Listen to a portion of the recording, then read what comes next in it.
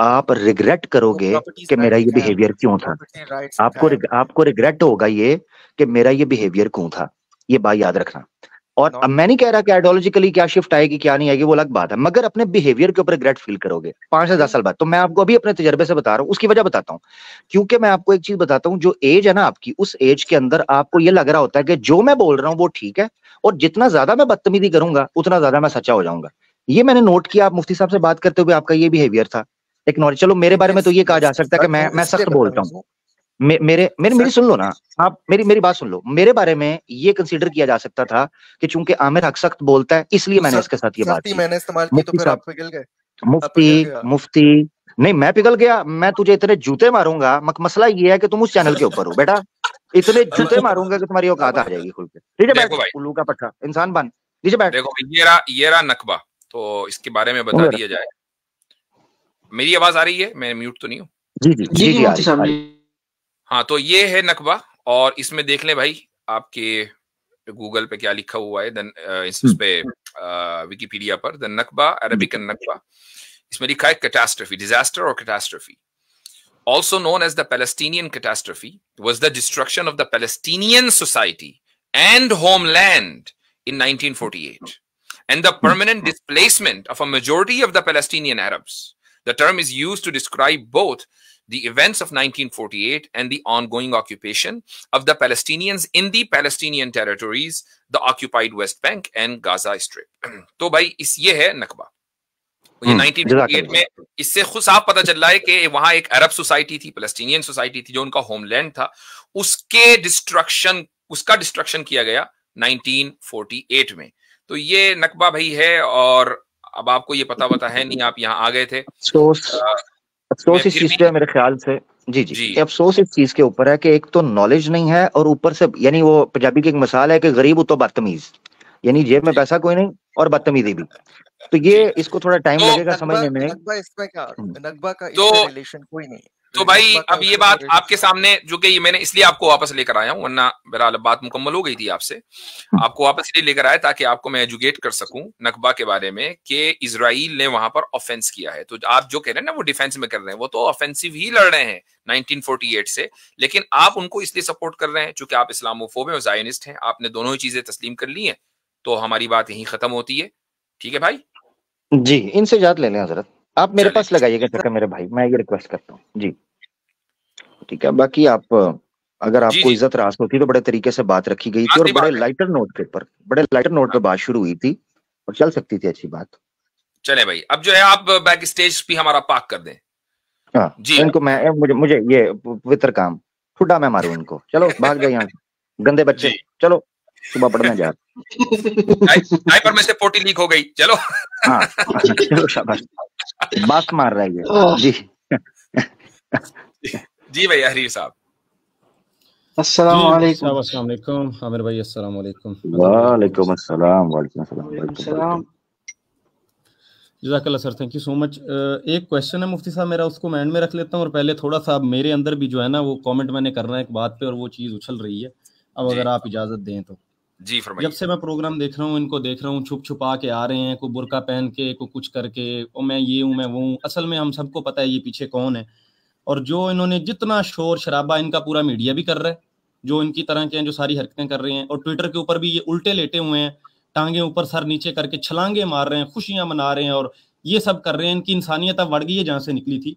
जो ये बकवास ड्रामेबाजी और ये सो कॉल्ड लिबरल, वो इंसानियत, ये वो आके भाषण देते थे ना आपके प्रीवियस एपिसोड्स में, और कैसर भाई को भी आके जब अपना अपना इज्म लेके आते थे, जी हम इसलिए फलान फलान फलान है क्योंकि इसमें इंसानियत है। ये इंसानियत खुल गई है। अभी जो एक कॉलर पहले था और इससे पहले भी सबकी इंसानियत खुली पड़ी है इस मामले के ऊपर, के दिन दिहाड़े वहां पे छोटे छोटे बच्चों के ऊपर, औरतों के ऊपर, अभी जो फिगर्स आ रहे थे कि कितनी ही प्रेग्नेंट औरतें हैं, उन सब के ऊपर वो जुल्म ढा रहे हैं। और ये सब पता यहाँ पे आके क्या ड्रामे कर रहे हैं, ये बच्चों की तरह ना ये इस तरह की बकवास हरकतें कर रहे हैं जो ये कर रहे हैं। ये है इनकी इंसानियत, और ये है इनका सो कॉल्ड महान धर्म। ये हम मुसलमान ही हैं, ये हम मुसलमान ही हैं जो हमेशा हर जगह सोचने लग जाते हैं कि वो अच्छा इंसानियत, वो अगले को ये देखें वो देखें। ये हम मुसलमानों के पास ही कवानीन है कि जंग में भी देखें। और देखें ना, अभी आके सवाल कर रहे थे वो, जिसपे उछल रहे थे, वहां पे बच्चे मर गए, वो रसूलुल्लाह ने ये कह दिया वो कह दिया सल्लल्लाहु अलैहि वसल्लम। ये सारी मुफ्ती साहब नेकियां हमारे ही खाते हैं पूरी दुनिया में। कि मुसलमानों ने ही ख्याल रखना है बच्चों का, बूढ़ों का, औरतों का, फसलों का, हर चीज का। लेकिन वहां पे क्या हो रहा है, पानी बंद, उनका जनाब बिजली बंद, बाहर से आने वाली एड सपोर्ट बंद। वीडियोज में देख रहा था, इवन एम्बुलेंसेज के ऊपर जो राहत और बचाव का काम कर रहे हैं उन लोगों के ऊपर वो लोग बम गिरा रहे हैं।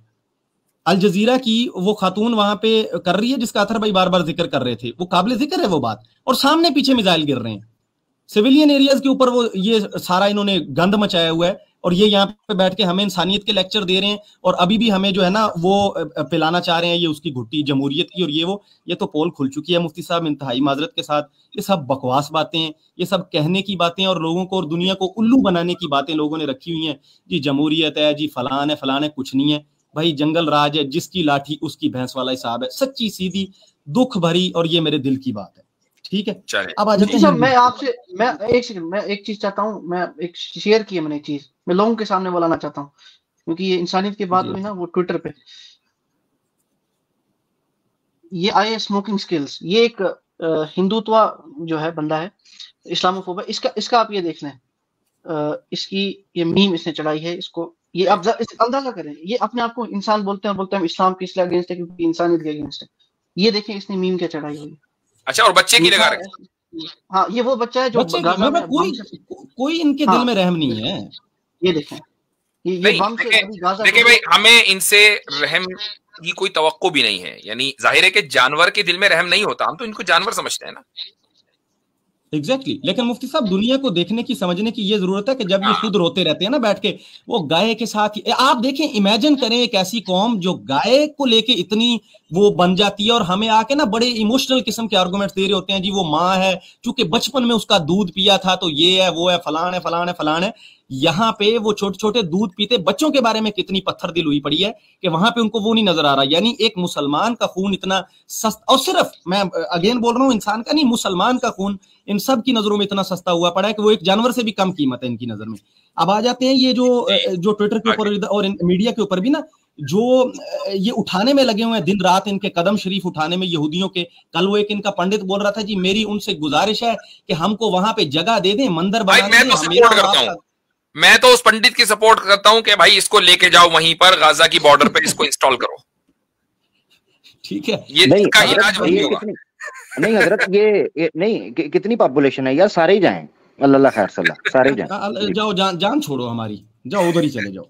तो ये जो इन्होंने एक बनाया हुआ ना, और इसके ऊपर भी कॉमन हिंदू उसको बेवकूफ बनाया गया है, उसको बेवकूफ बनाया गया कि पता नहीं इजरायली तुम्हारे कितने हमदर्द हैं क्या है। और भाई वो तो आप तो गाय को माता मानते हो, वो तो कुर्बानी करेंगे अभी थोड़े दिनों में तुम्हारी गौ माता की जो है ना, तुम परेशान ना हो, वो तो तैयारियां खींच के बैठे हैं। एक ज्यू क्या सोचता है बाकी सारी दुनिया के बारे में, जो टर्म अभी मुफ्ती साहब आपने उसका खोला था ना शायद विकिपीडिया का, वहां पे भी अरब, ये टर्म मीडिया में जानबूझ के यूज की जाती है, ज्यूज वर्सेस अरब्स। वो तो मतलब मुस्लिम का वर्ड भी नहीं बोलते हैं। आप एक यहूदी की सोच यहां से देखें और एक ज़ायनिस्ट की सोच, खासतौर पर इनमें यहूदियों में और ज़ायनिस्ट में इनमें फर्क आमिर भाई ने बड़े अच्छे तरीके से एक्सप्लेन लास्ट टाइम जैतून पे भी किया था, और इनके चैनल पे भी वीडियोस पड़ी हैं कि ये वो वाले यहूदी नहीं है जो हम समझ बैठते हैं कि वो हैं। लेकिन वो पूरी दुनिया को, बाकी सबको जेंटाइल्स बोलते हैं भाई, अपने आप को कोई अलग चीज समझते हैं, और बाकी दुनिया को वो सेकंड क्लास, बल्कि वो किसी खाते में समझते ही नहीं है, और उनको मारना कूटना सब कुछ जायज समझते हैं। ऐसे में कितने बेवकूफ हैं ये लोग जो हिंदुओं को इस चीज पे बेवकूफ बनाई खड़े हैं कि तुम जाओ भाई झंडे उठा के धरने दो और इसराइल की हिमायत करो, तुमको कुछ मिलेगा, तुम्हें घंटा मिलेगा वहां से। कल तक ये हिटलर की बूटलीकिंग कर रहे थे, आज ये ज़ायनिस्ट की कर रहे हैं। काम इनका बूटलीकिंग है नस्लों से। अच्छा, मजे की बात हजरत ये है कि पेशगोई ये है कि जब हैकल सुलेमानी बनेगा उस पे सबसे पहले बलि गाय की दी जाएगी। चलो जी, मैं वही तो बोल रहा हूँ आमिर भाई कि इनकी माता को वो वहां पे जनाब वो काटने पीटने की प्लानिंग कर रहे हैं, और ये ऐसे जाहिल हैं, ये उनके कदमों में बैठे हुए जी हमें वहां मंदिर बनाने दें। भाई जाओ जाओ, शाबाश बेटा जाओ, मजे करो, तुम्हें तो ऐसा मंदिर बना के देंगे ना तुम्हारी। चले ठीक है, अब आगे बढ़ते हैं। इसके अलावा कोई आपका सवाल तो नहीं है? अब क्वेश्चन था मुफ्ती साहब, एक बात जो आ रही थी सोशल मीडिया पे, अब मैं जिक्र तो नहीं करता लेकिन सारे समझ जाएंगे, तो बीच में वो हर जगह उन हजरत की बात आ जाती, चले मैं नाम नहीं लेता। 2 स्टेट कहा जा रहा है जी, ये बात भी उठ रही है कि 2 स्टेट इसका रेजोल्यूशन होना चाहिए। भाई मुसलमानों को जहां जहां मुसलमान है उनको एक छोटी सी रियासत बना दें, और यहूदी चूंकि काबिज हो गए हैं, अब भाई मसले को ना छेड़ो, ना लड़ाई डालो, ना उंगली करो, तो उनको भी रहने दो, खुद भी रहो। इस पे क्या कहते हैं आप? मैं मुफ्ती साहब इससे पहले अगर आप कुछ बोले ना, मैं आप मुझे अगर इजाजत देंगे मैं उनका नाम लेके एक बात कहना चाहता हूँ। अगर नहीं, रुक जाइए चूंकि मैं समझता हूँ कि इस मौजू पर आमिर साहब आप बात करने वाले हैं ना। जी जी हजरत, बिल्कुल। हाँ, तो तफसील से इंशाल्लाह जी वहीं पर बात हो जाएगी। और बहरहाल ये जो टू स्टेट का जो फार्मूला है ना वो चलने वाला है नहीं। और सवाल यहाँ पर ये है, मैं एक चीज कहना चाहूंगा, क्या इजराइल टू स्टेट के लिए तैयार है? वो तो खुद तैयार नहीं है। वो जिस टू स्टेट के ख्वाब आप दिखा रहे हैं वो क्या है? नेतन्याहू का जो इंटरव्यू है वो बहुत चल रहा है, तो उसका यानी ट्रांसक्राइब किया हुआ, तो वो क्या कह रहा है कि नहीं, हम ऐसे स्टेट के लिए तो तैयार हैं कि जिसमें सिक्योरिटी हमारे पास रहे, यानी फौज हमारी रहेगी, बाकी आप अपने मुल्क में रहें। तो जिस तरीके से पानी पर, बिजली पर, सिक्योरिटी पर, हर चीज के ऊपर हमारा कब्जा है, हम उसी तरीके से रखेंगे। आप हमारे गुलाम बनकर रहे, तो ऐसे तो हम तैयार हैं। मुफ्ती साहब वो पुरानी बात हो गई है, वो ये पुरानी बात हो गई है। टू स्टेट सोल्यूशन पता है वो क्या बोलते हैं? बोलते हैं जॉर्डन में इनको भेज दो, वही हो गया टू स्टेट सोल्यूशन। जी, तो कहने का मकसद यही है कि टू स्टेट थ्योरी के लिए या टू स्टेट के कॉन्सेप्ट के लिए वो खुद तैयार नहीं है। लेकिन भाई वो लोग के जिनका काम ही ये है कि हम थोड़ा सा अलग गुफ्तगू करेंगे ताकि हमें व्यूज मिल जाए। मैं ये कहता हूं कि बंदा व्यूज के चक्कर में है, हम अलग गुफ्तगू करेंगे ताकि व्यूज मिल जाए, वो इस तरह की हरकतें करेगा, वो इस तरह की बातें करता है। उसके अलावा उसको, मतलब मैं तो उसको कहता हूं, मैं वाकई थोड़ा बहुत समझता था कि शायद उसने कुछ पढ़ा लिखा होगा, लेकिन वो तो पढ़ा लिखा जाहिल है, बिल्कुल जाहिल है, मुतलक है। चलें जी आगे बढ़ते हैं इंशाल्लाह। लास्ट बिल्कुल आमिर भाई, बस लास्ट 10 सेकंड यही पैगाम था इनके भक्तों के लिए, क्योंकि बहुत जलील कर रहे होते हैं हमें भी चैनल्स के नीचे आके कि वो पता नहीं पूरी दुनिया में एक यही हजरत है। ये देख लें, नादान गिर गए सजदे में जब वक्त क़याम आया। जिनको आप हीरो समझी बैठे थे वो पछाड़ दिया, उखाड़ दिया, आज वो गुलामी के दरस दे रहे हैं। वो कह रहे हैं चुप करके मरते रहो और बैठे रहो, इनके आगे झुके रहो, कोई बात तक मत करो। ये निकला जनाब आपके हजरत के हालात। बस आप समझने वाले समझ। जज़ाकल्लाह।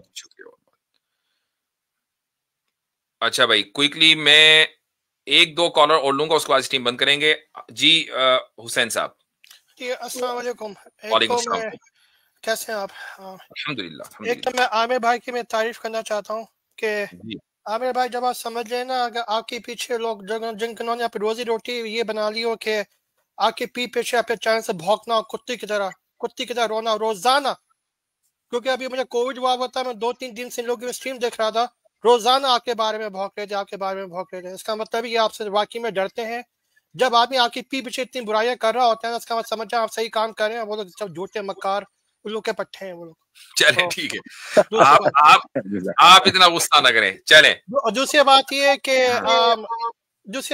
कि एक क्वेश्चन सिंपल ये है कि मुसलमानों में गद्दार कितने पैदा होते हैं?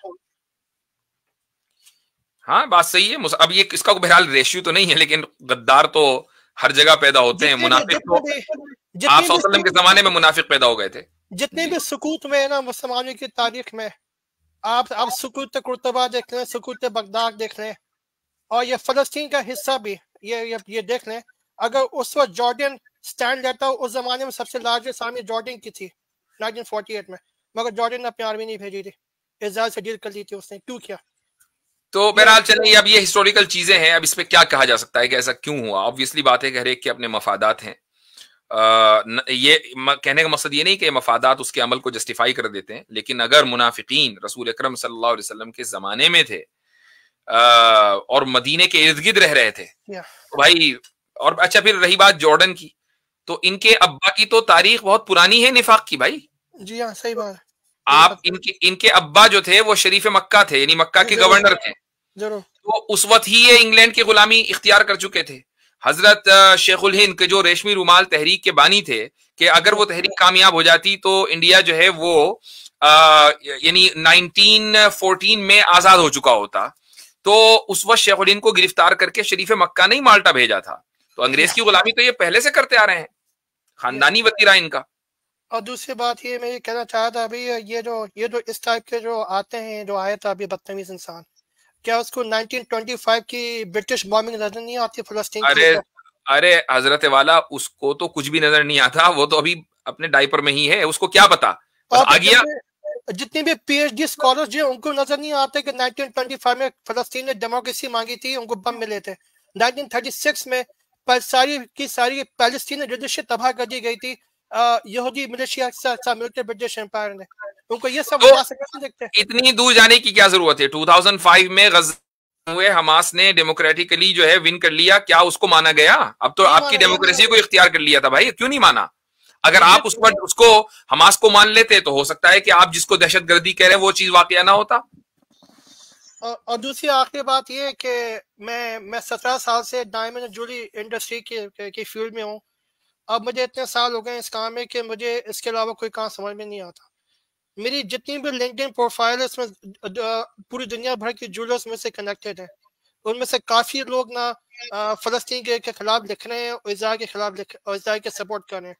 मुझे ये फियर है कि अगर मैं कोई बात करूंगा इसे मैं आगे करूंगा लिंक्डइन पर, कहीं मेरा कैरियर एंड ना हो जाओ, मेरे सारे क्लाइंट्स मुझसे ना छिन जाओ, फिर मैं कहीं का ना हो, तो मैं क्या करूँ ऐसे में? फिर अपनी ज़मीर की आवाज सुने।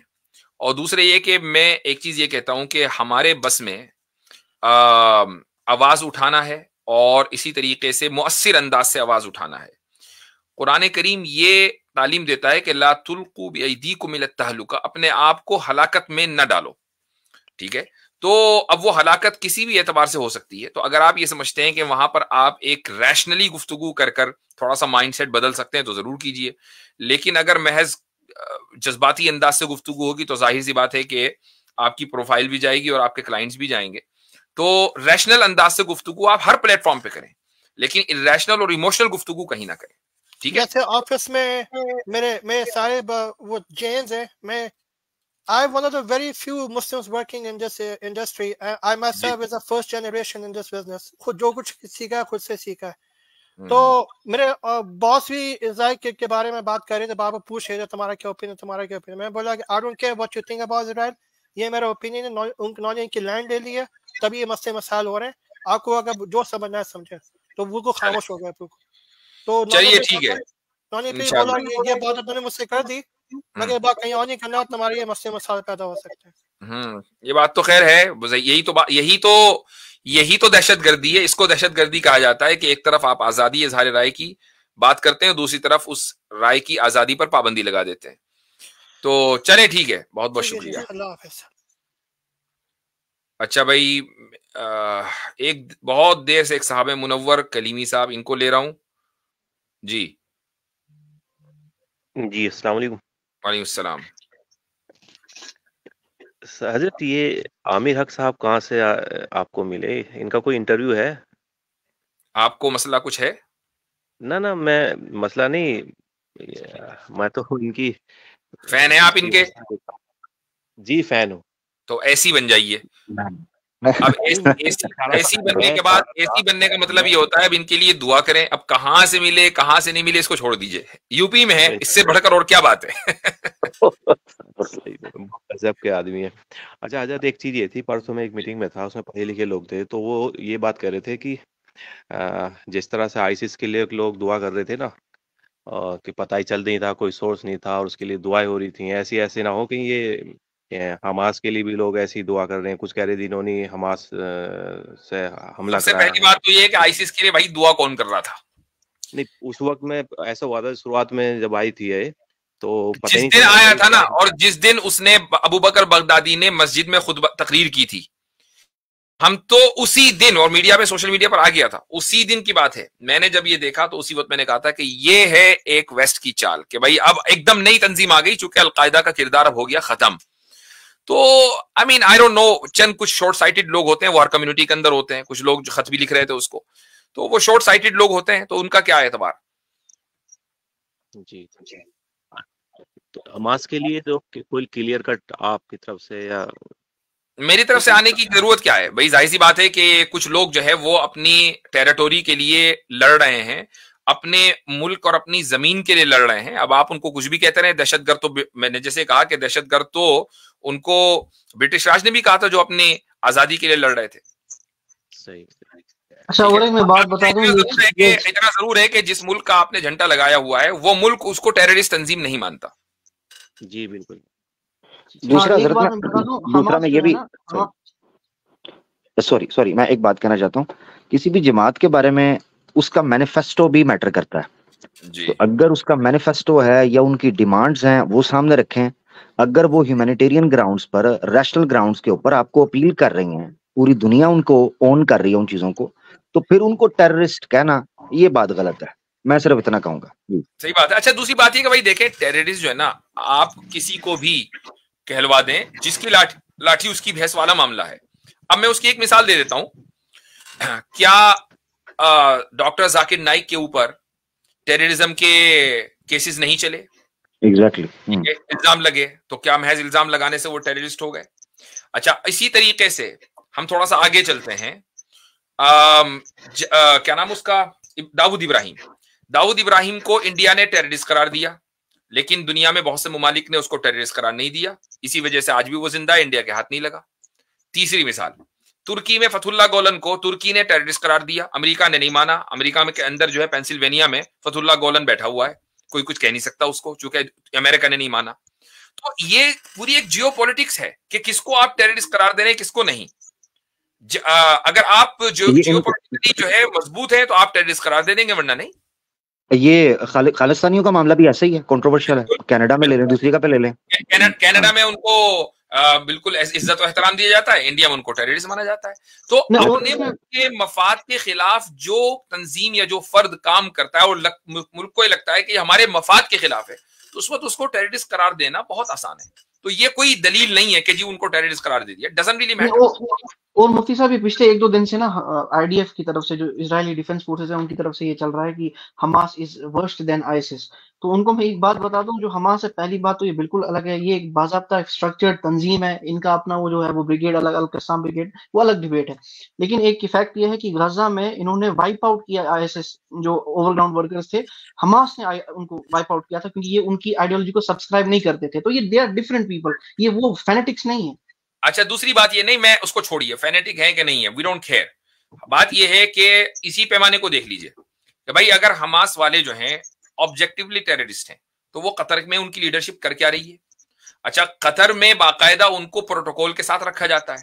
अच्छा, कतर के साथ किसके ताल्लुक है? अमेरिका के। कतर के साथ यूरोप के। कतर के साथ इंडिया के। बताइए, अगर आप एक मुल्क को इसलिए आपने बमबारी की अफगानिस्तान पर कि उन्होंने टेररिस्ट को पनाह दी थी, तो फिर कुछ सो कॉल्ड टेररिस्ट को तो कतर ने पनाह दे रखी है, जाओ करो, करके दिखाओ। तो इसका मतलब क्या है? क्योंकि कतर से गैस आ रही है, वहां पर वहां के मफादात वाबस्ता है, नहीं कर सकते। सबसे बड़े एयरक्राफ्ट कैरियर्स जो शिप्स हैं अमेरिका, वो कतर के इर्द गिर्द घूम रहे हैं। कतर के गल्फ को उन्होंने कवर किया हुआ है, तो करें उसके ऊपर अटैक। कतर में पूरा अमेरिका का बेस है भाई, पूरे यानी कतर में कई किलोमीटर में अमेरिका का बेस सबसे बड़ा बेस है। मेरे ख्याल से शायद पाकिस्तान के बाद है, या सेकंड नंबर पे पाकिस्तान का है बेस, सबसे बड़ा। तो ठीक है भाई जी। एक बात ये थी, अगर सनीचर में आपका यानी सनीचर में ये स्ट्रीम हो जाए, तो संडे में ये अपनी नींद पूरी कर लें। अब 1 बजे तो ना, 1 बजे तक जागना पड़ता है आपकी स्ट्रीम बार। चले, इंशाल्लाह इसको देखेंगे। अब हम चूंकि अब आपको नींद आ रही है, तो हम भी अब अपनी स्ट्रीम को बंद करेंगे आपकी नींद के एहतराम में, इंशाल्लाह। ठीक है, तो चले भाई, काफी देर हो गई वैसे, 3 घंटे से ऊपर हो गए हैं। आई नो कि बैक स्टेज कुछ लोग बैठे हुए हैं, लेकिन आई एम सॉरी, मैं आपको नहीं ले पाऊंगा। अगली मर्तबा इंशाल्लाह फिर लेंगे। अच्छा, अगली मर्तबा क्या, अगले शायद 2 संडे मेरी स्ट्रीम ना भी हो। मैं कोशिश करूंगा कि अगर हो सकी तो बीच में किसी दिन कर लूंगा, बाकी मैं वादा नहीं करता हूं, मैं इंशाल्लाह ऐलान कर दूंगा। तो आमिर भाई आपका, एक्नॉलेज इस्लाम साहब आपका, और बाकी तमाम हजरात का शुक्रिया। इंशाल्लाह फिर मुलाकात होती है। अस्सलाम वालेकुम व रहमतुल्लाहि व बरकातुहू। वालेकुम अस्सलाम व रहमतुल्लाहि व बरकातुहू।